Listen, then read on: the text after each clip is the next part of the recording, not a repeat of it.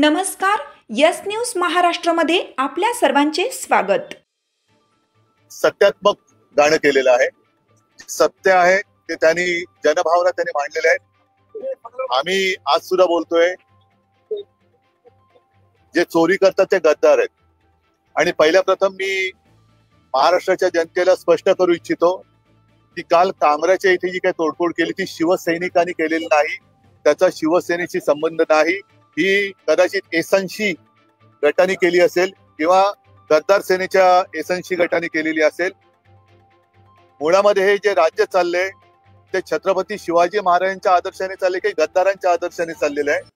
हा आता एक सोक्षमोक्ष लावण्याची वेळ आलेली आहे.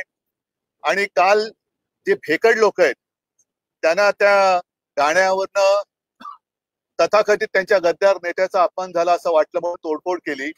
हे गद्दार यांना छत्रपती शिवाजी महाराजांचा अपमान करणारा कोरटकर दिसत नाही, राहुल सोलापूरकर दिसत नाही. कोश्यारीने अपमान केला होता तेव्हा कोश्यारींचा निषेध करण्याच्या यांचा धाडस नाही.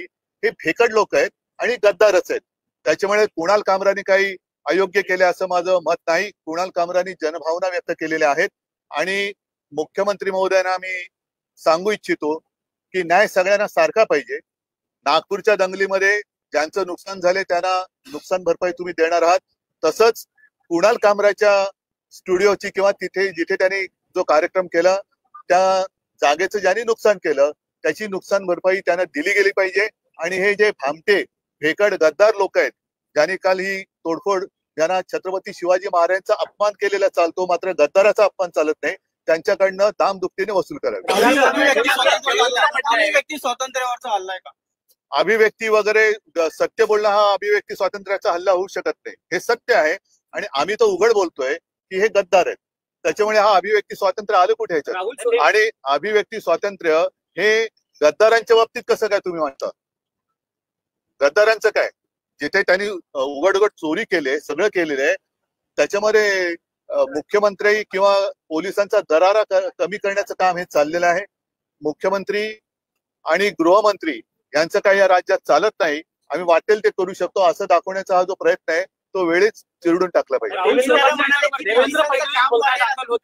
पोलिसांचं काम वाढेल, कायदा सुव्यवस्था बिघडेल अशी कुठलीही कृती करू नये असा सल्ला अजित पवारांनी दिला. अजित पवारांना मी धन्यवाद देतो, पण मुळात त्यांच्या आजूबाजूला बसणारी लोकच जर असं काम करत असतील तर पहिलं त्यांना आवरलं पाहिजे. त्यांनी राहुल फडणवीस यांनी म्हटलेलं आहे की विरोधी पक्षावरच्या आमदारांनी देखील कुणाल कामराचं समर्थन केलेलं आहे आणि मी नाही करत.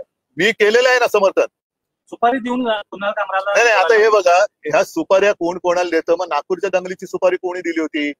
औरंगजेबाचा थडगव करण्याची सुपारी कोणी दिली होती? राज्याची वाट लागत चाललेली आहे आणि गद्दारांचं उदात्तीकरण जर फडणवीसांना मान्य असेल तर मला असं वाटतं देव सुद्धा त्यांना वाचू शकेल की नाही. त्यांचं पद शिंदेकडे आहे असं सभागृहात फडणवीस म्हणालेले आहे. नाही, हे म्हणूनच म्हणतं ना की छत्रपती शिवाजी महाराजांचा वारसा घेऊन चालायचा का गद्दारांचा, अनाजी पंथाचा वारसा पुढे चालवायचा का संभाजी महाराजांचा, हाच ह्या सरकारला माझा प्रश्न आहे. जर अनाजी पंथ त्यांच्यासाठी आदर्श असतील तर त्यांचं वक्तव्य हे मी समझू सकता हूँ। उन्होंने कहा है कि देश में लेफ्ट लिबरल्स और जो लोग हैं, अर्बन नक्सल्स है, वो काम कर रहे हैं और इनके अगेंस्ट स्ट्रिक्ट एक्शन। फिर आप गृह मंत्री हो ना, डबल इंजन चल रही है ना सरकार, पूरा देश आपके हाथ में है, महाराष्ट्र आपके हाथ में है, इसके बावजूद नागपुर में दंगा कैसे होता है? तो जवाब देना चाहिए। कुणाल कामरा ने, मुझे नहीं लगता कुछ गलत कहा है। गद्दारों को गद्दार करना ये किसी पर हमला करने की बात नहीं है। जो गद्दार है वो गद्दार है।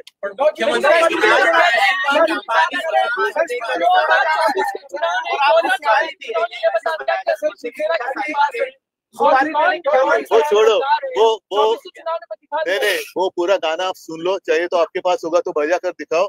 उसी गाने का जो अर्थ है वही तो है।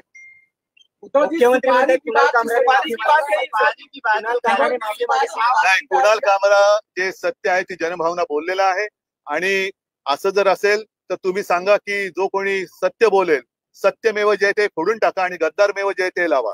सुपारी की बात कर रहे हैं, अभी शिवसेना के नेता सदन सदन में हंगामा किए, बाहर नहीं, इस हमले से शिवसेना का कोई संबंध नहीं। ये गद्दार सेना ने किया है, इसका कोई शिवसेना से लेना देना नहीं है।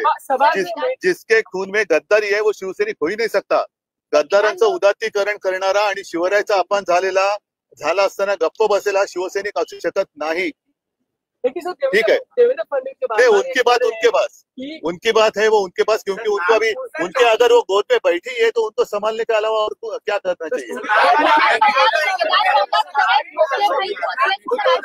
कार्रवाई तो हो रही है, बुलडोजर की कार्रवाई हर जगह एक ही नहीं अपना।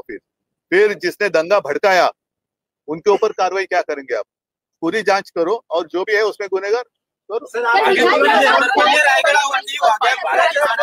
बघा, मला असं वाटतं की एकूणच याच्या बाबतीत जे कोणी आपल्या खरोखर इतिहास तज्ञ राहिले असतील त्यांची मदत घ्यायला पाहिजे। पण जर वाघ्या कुत्र्याची समाधी हा एक वेगळा भाग आहे, पण या राज्यातलं इमान हे उखडून टाकले गेले हे दिसतंय।